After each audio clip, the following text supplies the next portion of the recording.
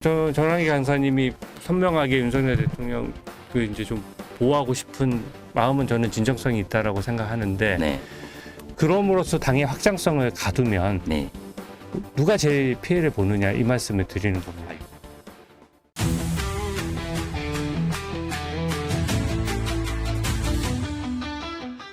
그러면 이 문제는 어떻게 보시는지 궁금해요. 지금 이제 전한길 강사가 평당원으로 돌아가겠다고 했어요. 네. 근데 지명직 최고위원 얘기는 나오고 있잖아요. 네. 전직을 저는 맡을까요? 그 문제 이전에 그 전환기 씨 관련돼서 이제 지지하시거나 뭐 예를 들어 국민들은 폭넓은 사상의 자유를 가지고 있기 때문에 네. 얼마든지 지금 시스템의 문제점을 강하게 지적할 수 있습니다.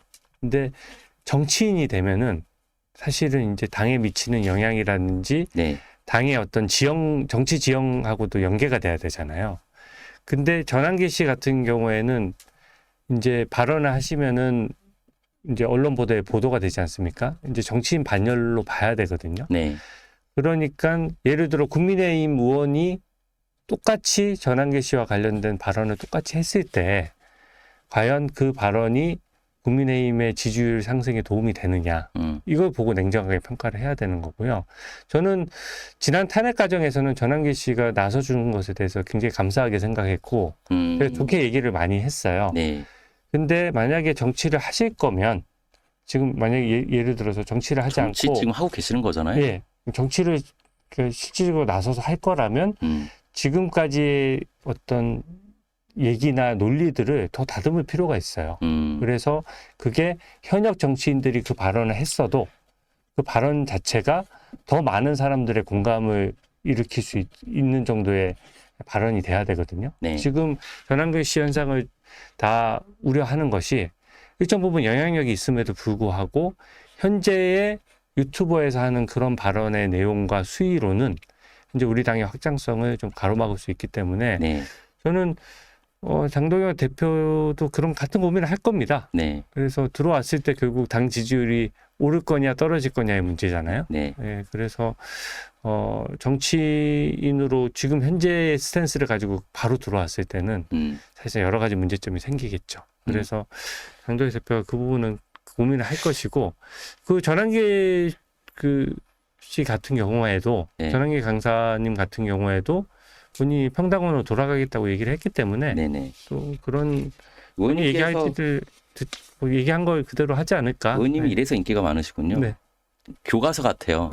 정치 교과서. 근데 뭐 인기가 있다 보니까 너무 인기가 있는 게 아니라 너무 밋밋하죠. 네, 지금 상당히 지금 저희 대화가 네. 상당히 밋밋하긴 한데 꼭 그 담백한 평양냉면 같습니다. 예, 근데 저도 엄청 고민했어요. 네. 근데 제가 좀 더 말씀을 드리면 네. 지금 장동혁 대표한테도 주문을 거셨고 네. 그다음에 전한길 강사한테도 정치를 할 거면 많은 분들이 걱정한 부분이 그거거든요. 네. 약간 분열의 정치. 네. 그러니까 윤 어게인만 생각하다 보니까 네. 약간 중도도 봐야 되고 외연 확장도 해야 되고 포용도 해야 되는데 지금 당대표도 그렇고 이번 전당대회 과정만 놓고 보더라도 국힘이 계속 국민의힘이 계속 분열되는 그런 양상을 보이지 않았느냐. 네. 근데 이걸 과연 지방선거라는 변수 그다음에 대여당 민주당과의 어떤 관계에 있어서 야당의 존재 역할을 보여주려면 바꿔야 된다라는 걸 지금 의원님께서는 계속 한 15분 전부터 네. 주문을 하고 계시잖아요. 주문하는 거죠. 예, 네. 과연 근데 이게 말씀대로 진행이 될까? 네. 저는 윤석열 전 대통령과의 인연으로 따지면 사실 전환기 강사님보다 제가 훨씬 그렇죠. 깊잖아요. 대통령 비서실 예. 계셨으니까. 그리고 실질적으로 그 재판도 공정하게 이루어져야 되고 제가 탄핵 과정에서도 문제점이나 네. 이런 것들 계속 지적해왔고 지금도 지적을 하고 있습니다.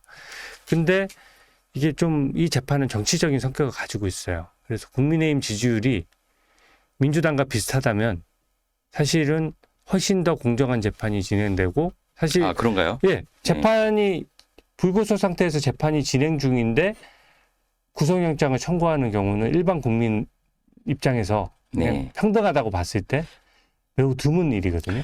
네. 네, 근데 구속영장이 발부가 되지 않습니까? 그 말씀은 죄송합니다만 그 말씀은 국민의힘이 잘하면 네. 여론의 지지를 받을 것이고 국민의 지지를 받을 것이고 네. 그럼 여론은 당연히 좋아질 것이고 네. 그러면 재판 진행 과정도 달라질 것이다라는 그러니까 거잖아요. 전환기 강사님이 선명하게 윤석열 대통령 그 이제 좀 보호하고 싶은 마음은 저는 진정성이 있다라고 생각하는데 네, 그럼으로써 당의 확장성을 가두면 네, 누가 제일 피해를 보느냐 이 말씀을 드리는 겁니다. 알겠습니다. 그래서 저는 그런 마음이기 때문에 윤석열 전 대통령도 탈당을 하신 거라고 생각하거든요. 그래서 알겠습니다.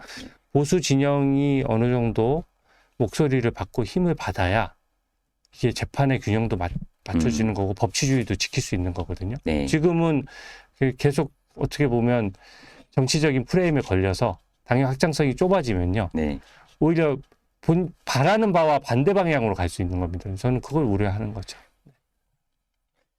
정말 좋은 말씀입니다. 네. 그러니까 윤 어게인 프레임에서 벗어나야 돼요. 네. 근데 그 과연 이제 쉽지는 않을 것으로 예상은 되고. 근데 그 주장을 하시는 분들도 저는 일반 국민들이 주장하시는 그 마음을 알겠어요. 네, 근데 그게 그분들도 갑자기 지금 윤석열 전 대통령이 다시 대통령으로 복귀해서 네, 국정을 운영할 수 있을 것이라고 생각하는 분들이 몇 분이나 되겠습니까? 그렇게 생각하진 않지만 네, 그분들의 마음속에는 왜 그 비상계엄 이전에 민주당이 특검이나 탄핵으로 폭주했던 것 그런 것들은 균형 있게 다루지 않느냐?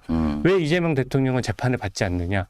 왜 이 법치주의의 균형이 맞지 않느냐? 이런 불만들이 다 녹여져 있는 그 캠페인 같은 거거든요. 네, 그래서 저는 그 부분에 그분들 마음은 헤아리지만 실질적으로 좀 더 당의 확장성을 가져갈 수 있도록 네. 조금 더 그분들이 너그러운 마음을 가질 필요가 있다. 알겠습니다. 그렇게 생각합니다. 주문은 충분히 하셨으니까. 네, 제가 네. 너무 주문을 양쪽에다 너무 많이 했나요?